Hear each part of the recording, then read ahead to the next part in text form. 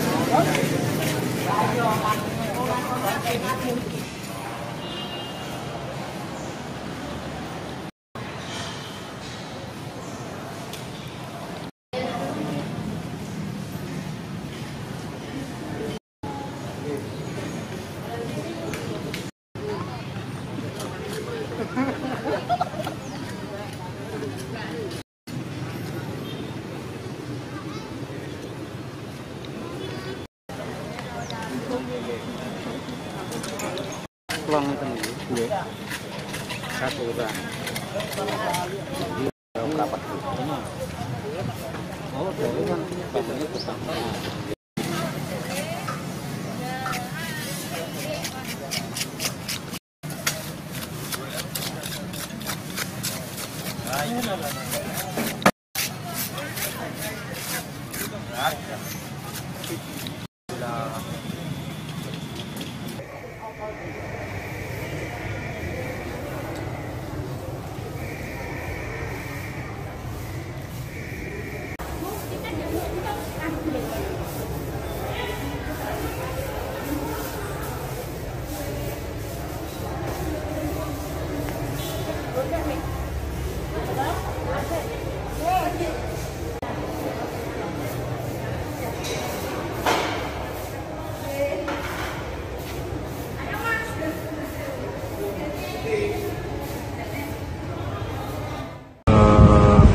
Gusti Kusmurtiah selaku pengageng Sasongwi Lopo seperti itu, dan Kanjeng Guru Bumi selaku pengageng Lembaga Hukum Keraton Surakarta.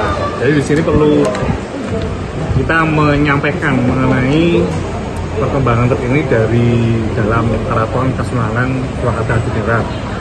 Karena setelah eksekusi tanggal 8 Agustus 2024 kemarin, sepertinya belum terdapat kesamaan persepsi seperti itu, khususnya dari pihak Sinuwun. Padahal peristiwa eksekusi itu kan harapan dari Gusti Mung, Kanjeng Wiro, dan para abdi dalem dan Sentoro Dalem itu kan itu wujud kemenangan bersama dinasti Mataram, khususnya Pakubolon 13. Ternyata bisa rukun keluarga besar seperti itu. Toh sampai sekarang pun juga pemerintahan Keraton Surakarta itu kan sudah berjalan normal gitu. Tetapi ada beberapa riak-riak yang khususnya di media yang mungkin perlu kita luruskan seperti itu. Nah, nanti saya share software-nya ya, seperti ini, kurang lebih sama. Jadi intinya setelah eksekusi 8 Agustus 2024 kemarin, itu kan struktur bebadan di dalam Keraton Kasunanan Surakarta itu kembali ke tahun 2004 ketika Sinuwun PP 13 jumeneng seperti itu. Karena eksekusi 2024 kemarin itu kan adalah melaksanakan putusan dari perkara kasasi yang sudah berkekuatan menetap, di mana SSKS Pakubolon 13 itu kan dinyatakan telah melakukan perbuatan melawan hukum, yaitu menyalahgunakan SK Kemendagri tahun 2017. Nah, akhirnya dengan putusan kasasi itu dan Sinuwun Pakubolon 13 dinyatakan melakukan perbuatan melawan hukum, akhirnya segala produk SK beliau termasuk pembentukan bebadan baru, termasuk SK-SK pengangkatan istri permaisuri, pengangkatan putra mahkota, itu kan dinyatakan melawan hukum oleh Mahkamah Agung Republik Indonesia. Termasuk peristiwa penggembokan pasa selama 6 tahun, sehingga seluruh upacara adat jumenengan itu kan nggak berlangsung. Sehingga itu kemudian eksekusi tahun 2024 kemarin itu kemudian dibuka kembali simbolnya hanya membuka pintu Polri Kamandungan, itu hanya simbol saja. Tetapi esensi keseluruhan itu adalah wujud perbuatan melawan hukum yang dilakukan oleh Takubol 13. Dalam hal apa tadi? Membuat SK-SK, membentuk badan baru, itu kan dinyatakan melawan hukum semua. Artinya secara hukum itu tidak mempunyai kekuatan hukum yang mengikat. Artinya bebadan yang ada di dalam keraton itu kembali ke awal semula tahun 2004 seperti itu.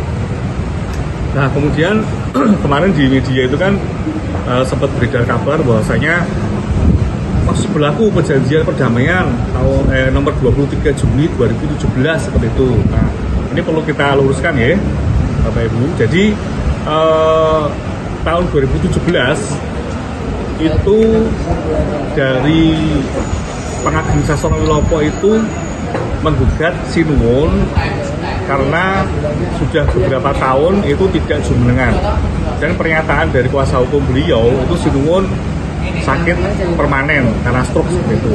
Artinya kita menganggap Sinuwun sudah tidak bisa melakukan perbuatan melawan hukum. Kemudian kan dibentuk kondang namanya. Kondang itu kan sebagai caretaker lah, yaitu Gusti Puger seperti itu, untuk melakukan tata upacara adat di dalam keraton agar tetap bisa berjalan gitu.